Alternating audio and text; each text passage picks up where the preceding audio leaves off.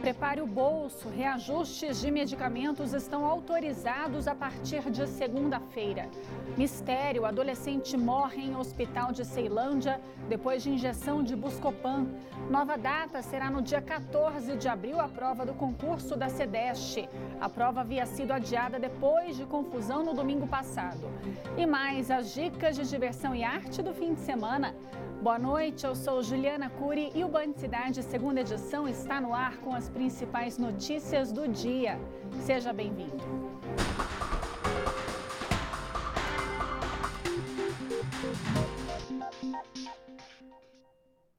Olha, é raro encontrar quem não tome pelo menos um remédio por dia. E é sempre bom ter aquela farmacinha em casa, né? O problema é que vai ficar mais caro manter os medicamentos.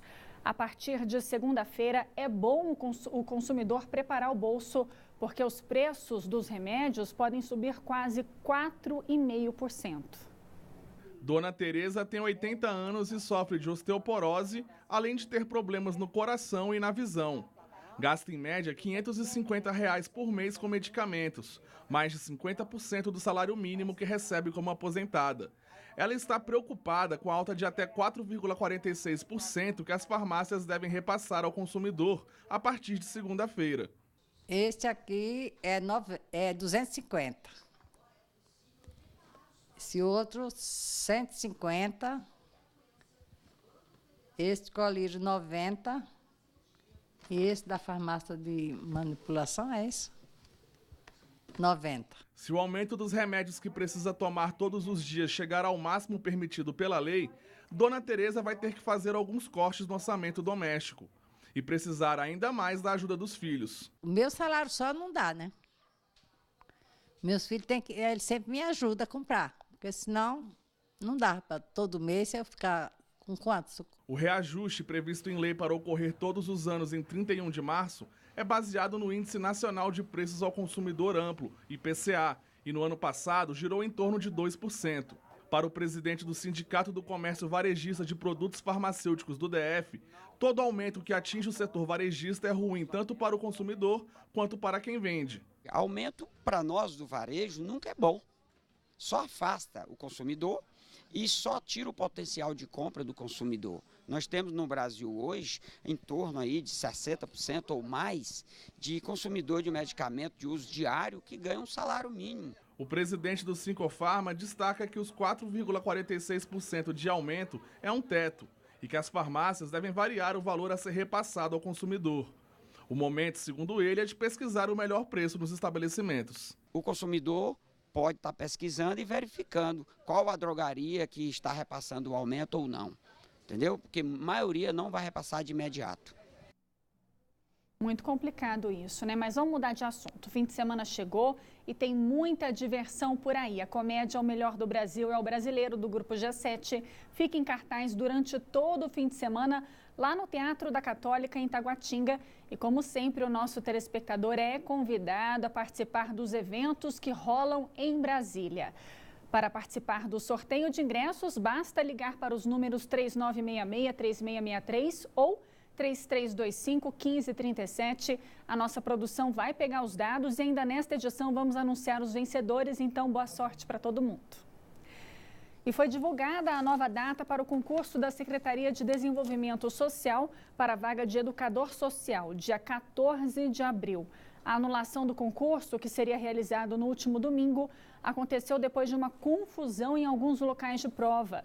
Candidatos reclamaram da demora para a entrega do caderno de questões. Em outros lugares de aplicação, as provas circularam pelos corredores. O IBRAE, a banca examinadora responsável, vai divulgar as novas datas para a realização das provas para os cargos na próxima segunda-feira. E fim de semana chegando, e esse alerta é para quem não consegue se controlar na hora de comer algumas guloseimas. Consumir mais de 300 miligramas por dia de colesterol aumenta o risco de morte prematura e doenças cardiovasculares, segundo um estudo americano. Especialistas afirmam que a melhor forma de controlar o colesterol por meio da alimentação é manter uma dieta balanceada. Arroz, feijão, bife, batata frita, ovo, salada. Será que o PF do brasileiro pesa demais no colesterol? Deve estar dentro de uma margem aceitável, né? Você sabe qual é a margem aceitável? Não. O limite diário de colesterol recomendado é de 300 miligramas, mas dificilmente a gente para contar quanto de colesterol a gente está colocando no prato. Onde tem colesterol? Aqui nessa carne, com esse queijo, um pouco nesse bacalhau só. Se eu te trouxer aqui, ó, e aí você me diz o que é que aqui tem colesterol, me ajuda? Ah, isso eu sei. Tudo praticamente. Calma, dona Helena. Tem colesterol em muita coisa mesmo, mas basicamente ele está mais presente nas proteínas animais, como a carne vermelha, o queijo amarelo, a manteiga, o leite integral e o ovo. Um estudo publicado em uma revista científica mostrou que superar os 300 miligramas diários de colesterol pode agravar o risco de doença cardiovascular. Os cientistas chegaram a esta conclusão depois de revisar 6 estudos americanos que incluíram mais de 29 mil participantes, acompanhados por uma média de 17 anos e meio. Os pesquisadores avaliaram que comer apenas meio ovo, além do limite diário recomendado de colesterol, já aumenta a incidência de morte prematura e doenças cardíacas. Se meio ovo já pode trazer esse impacto, imagina então para esse pessoal. Quem frequenta a academia e segue a risco os treinos, geralmente adere ao consumo excessivo de ovo. O braço assim então é proteína. Eles acham que o ovo agora é do bem, eles consomem isso em grande demasia. E o que pode ocasionar isso? O aumento do LDL. O HDL é o colesterol bom, limpa, entre aspas, do colesterol excessivo periférico. O LDL, não. Ele tira colesterol e triglicérides do fígado e manda para a periferia. Um dos resultados do excesso de LDL é o acúmulo de gordura nas artérias, o que aumenta o risco de infarto. O corpo é responsável por boa parte do colesterol do nosso organismo. Fígado e intestino são os principais produtores, além das glândulas sexuais em menor escala. O colesterol é uma fonte importante para a produção de hormônios. O desequilíbrio acontece quando a alimentação não é balanceada. Mas o ovo não é o vilão da história, basta consumir com moderação. Eu acredito que em pessoas que não têm problemas cardiovasculares, um ovo por semana ou 7 ovos por semana não há qualquer ingerência ou não atrapalha nem para cima e nem para baixo os seus níveis de colesterol. Para quem precisa de muita proteína, a recomendação é recorrer à clara do ovo, que é livre de colesterol. Claros, eu uso 24 claros no dia. Muita coisa, hein? E olha, amanhã tem marcha para conscientizar a população sobre o tratamento da endometriose, um distúrbio que provoca crescimento do tecido que reveste o útero. Vai ser a partir das 9 horas da manhã no Parque Bosque do Sudoeste. Dados da Organização Mundial da Saúde apontam que aproximadamente 7 milhões de brasileiras já foram diagnosticadas com a doença, então vale a pena participar. E a polícia está investigando a morte de uma adolescente de 15 anos no Hospital Regional de Ceilândia, depois que ela tomou uma injeção de Buscopan. O caso aconteceu na quarta-feira. Alice Mourão da Silva, de 15 anos, buscava atendimento médico desde a última sexta-feira. De acordo com a família, eles chegaram a ir aos hospitais de Taguatinga, Paranoá e na UPA de Ceilândia. Apenas na quarta-feira ela conseguiu atendimento no Hospital Regional de Ceilândia. Eles chegaram ao local por volta de meio-dia, mas Alice só foi atendida às 8 horas da noite. A adolescente reclamava de dores no abdômen e falta de ar. Segundo a Secretaria de Saúde, como na ficha de Alice não constava alergia a qualquer medicamento, foi receitada uma injeção de Buscopan. Após a aplicação do remédio, a jovem teve uma parada cardíaca e 1 hora depois, a família foi informada da morte de Alice. A secretaria afirmou ainda que vai ser aberto um processo administrativo disciplinar para apurar a causa da morte. Já a família vai aguardar o laudo da Polícia Civil para decidir se vai tomar alguma medida contra o hospital. Preso desde 2016, o ex-senador Luiz Estevão deixou a prisão temporariamente nesta quinta-feira. O político foi beneficiado com um saidão. Ele e mais 1.200 presos vão ter que retornar à prisão na próxima segunda-feira. Luiz Estevão foi condenado a 26 anos de prisão pelos crimes de peculato, estelionato e corrupção ativa por fraudes nas obras do Tribunal Regional do Trabalho de São Paulo. Desde o início do mês, o ex-senador cumpre a pena em regime semiaberto. E um projeto de emenda à lei orgânica quer desobrigar os servidores da Câmara Legislativa a receberem seus salários pelo Banco de Brasília.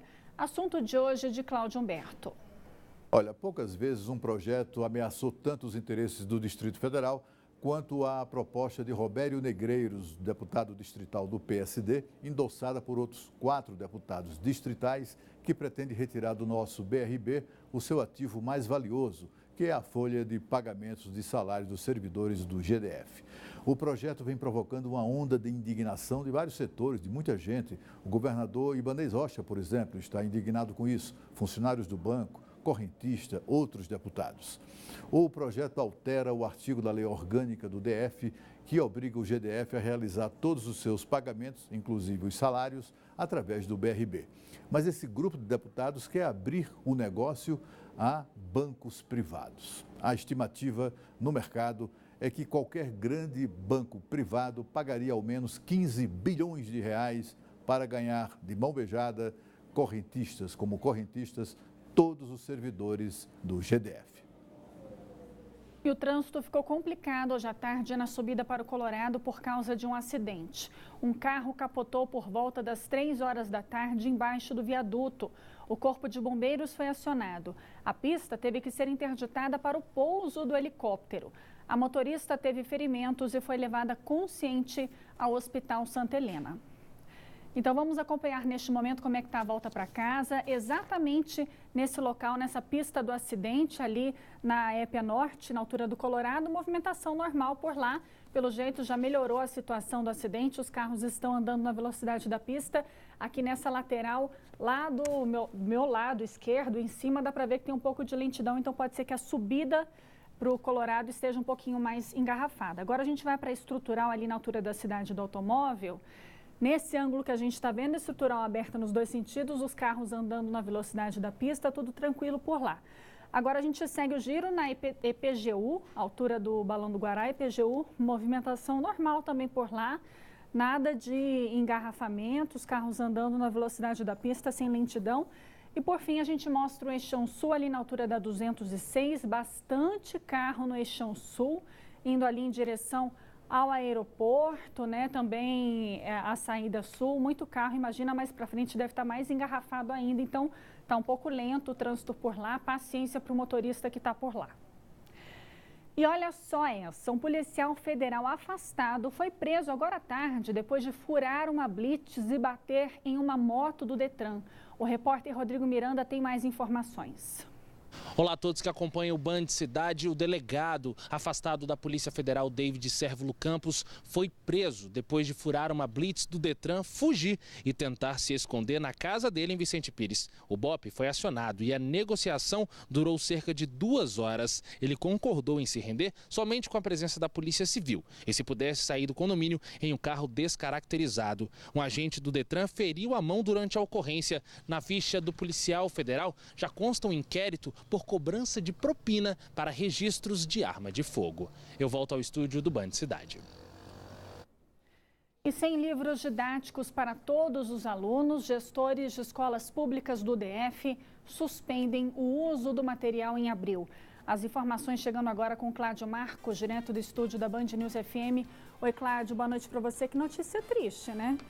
Oi, Juliana, boa noite para você. Pois é, que situação, né? Essa falta de livros didáticos comprometendo aí as aulas, comprometendo o aprendizado. Olha, a Escola Classe 4 de Sobradinho decidiu suspender o uso de livros, não usando mais cópias e também usando outros recursos aí até que o problema seja resolvido.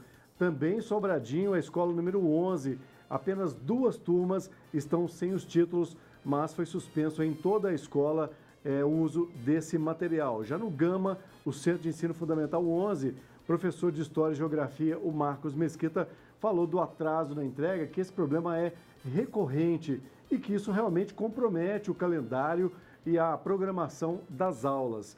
O FNDE informou que mais de 89 mil títulos extras extras estão sendo repassados aqui para o Distrito Federal. De acordo com a nota do FNDE, foram repassados 1.400.000 materiais para todo o Distrito Federal no início do ano letivo, mas já ficou claro aí, Juliana, que esse material é insuficiente, né? Infelizmente, que é tão importante para as crianças incentivar a leitura, né? Obrigada, viu, Cláudio? Boa noite para você. Desenhar e pintar são atividades difíceis para a maioria das pessoas, só que não para o Breiner, que se tornou artista plástico mesmo tendo nascido sem as mãos. Olha só que história legal. O Breiner nasceu sem as duas mãos, mas se engana quem pensa que isso foi um problema para ele. O brasiliense de 37 anos aprendeu a se virar desde pequeno e ao longo da vida aperfeiçoou o dom de desenhar e pintar. Isso é muito legal porque sempre as pessoas vêm até mim falando: poxa, Breiner, que legal, você é um exemplo, você significa muito, muito obrigado, você despertou em mim a vontade de viver, a vontade de superar. Então eu desperto nas pessoas, através da minha história, uma superação de vida mesmo. A destreza e velocidade com que conduz o lápis e rabisca os rascunhos impressionam. Na tela, ele carrega com orgulho os trabalhos feitos. Pintar é um sinônimo de liberdade, de você poder expressar os sentimentos bons, expressar o amor, você poder colocar seus sentimentos nas telas, é muito importante. O trabalho do Breiner está em exposição na Legião da Boa Vontade, na Asa Sul, e essas mostras costumam fazer sucesso até com gente de fora do país. A Oprah Winfrey já comprou um quadro meu. E como é que foi para você saber que a Oprah comprou um quadro seu, assim, foi numa exposição sua e comprou um quadro seu? Foi muito legal porque, por um acaso, ela veio em Brasília no momento que eu estava fazendo uma exposição num lugar também muito legal em Brasília e calhou de ela vir em Brasília visitar a minha exposição e gostou do quadro, comprou e levou. E todo esse talento já vem sendo transmitido para a próxima geração. O pequeno Heitor, de 6 anos, presta atenção em cada detalhe do trabalho do pai. Já arrisca os próprios traços e sonha alto. Quem me ensinou a desenhar? Minha cabeça. E se quando você tiver grandão, você vai desenhar igual ele? Eu acho. Ou melhor. É isso aí, que linda história de superação. A exposição A Natureza é uma Arte fica em cartaz até amanhã na Galeria de Arte do Templo da Boa Vontade, na 915 Sul. O local fica aberto até às 8 da noite e a entrada é de graça. A seguir, uma conversa com o cantor sertanejo Leão Correia, que vai fazer show amanhã. A gente volta já já.